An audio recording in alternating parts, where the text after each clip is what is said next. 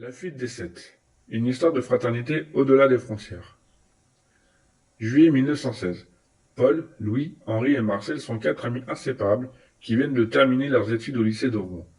Ils ont tous 19 ans et rêvent de voyager, de découvrir le monde, de vivre des aventures. Mais la guerre fait rage depuis 2 ans et les nouvelles du front sont de plus en plus sombres. Les batailles se succèdent, les morts se comptent par milliers, les blessés par dizaines de milliers. Les tranchées sont devenues des tombeaux à ciel ouvert, où les soldats vivent dans la boue, le froid, la faim, la peur.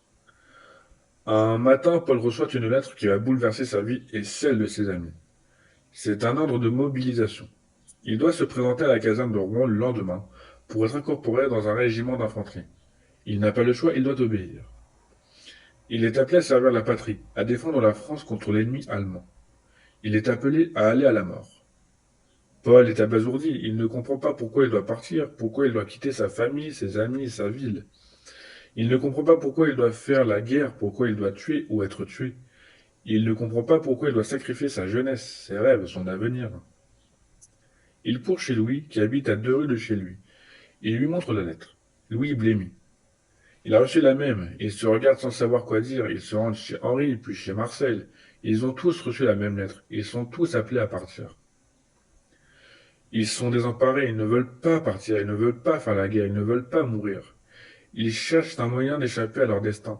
Ils pensent à se cacher, à fuir, à se mutiler. Mais ils savent que c'est impossible. Ils savent que les autorités militaires sont impitoyables. Ils savent que les déserteurs, les réfractaires, les insoumis sont traqués, arrêtés, jugés, fusillés. Ils n'ont pas le choix, ils doivent partir, ils doivent faire leurs adieux à leurs proches, à leur amour, à leurs espoirs. Ils doivent prendre le train qui les emmène vers l'inconnu, vers l'horreur, vers la mort. Ils se retrouvent à la gare le lendemain matin. Ils portent l'uniforme bleu horizon, le képi, le sac à dos, le fusil. Ils ont l'air de gamins déguisés en soldats. Ils se serrent la main, se font une accolade, se promettent de se soutenir, de se protéger, de revenir.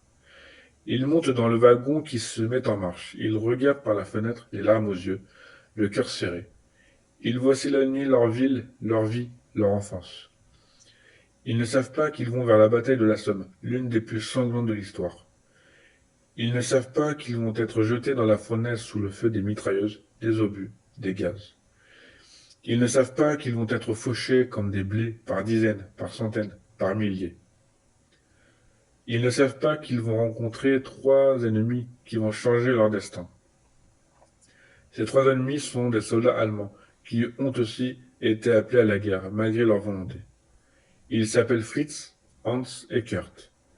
Ils ont le même âge que les 4 amis français et les mêmes aspirations. Ils ne comprennent pas pourquoi ils doivent se battre contre des gens qu'ils ne connaissent pas, qu'ils n'ont jamais vus et qu'ils n'ont jamais haïs.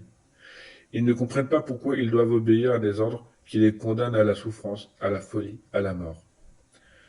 Ils ont décidé de fuir. Ils ont profité d'une nuit sans lune, sans patrouille, sans alerte, pour sortir de leurs tranchées et courir vers l'arrière.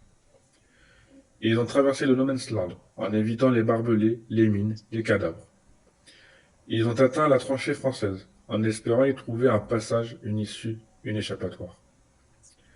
Ils ont rencontré Paul, Louis, Henri et Marcel.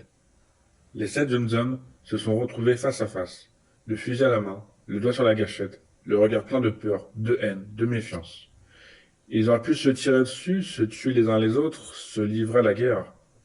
Mais ils ne l'ont pas fait. Ils ont baissé leurs armes, ils ont échangé quelques mots, ils ont compris qu'ils étaient pareils, qu'ils partageaient le même sort, le même rêve, la même envie de vivre. Ils ont décidé de s'entraider.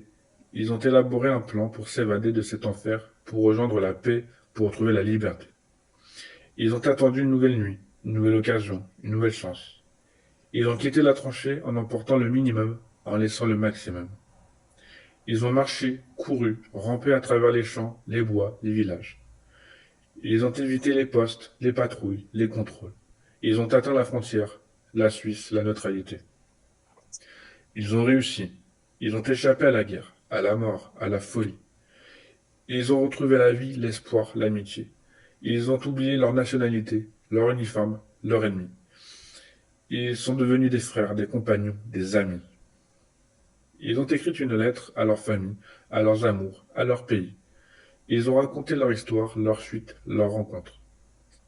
Ils ont demandé pardon, compréhension, tolérance. Ils ont exprimé leurs désirs, leur volonté, leurs convictions. Ils ont signé leurs lettres de leur nom, de leur cœur, de leurs mains. Paul, Louis, Henri, Marcel, Fritz, Hans, Kurt.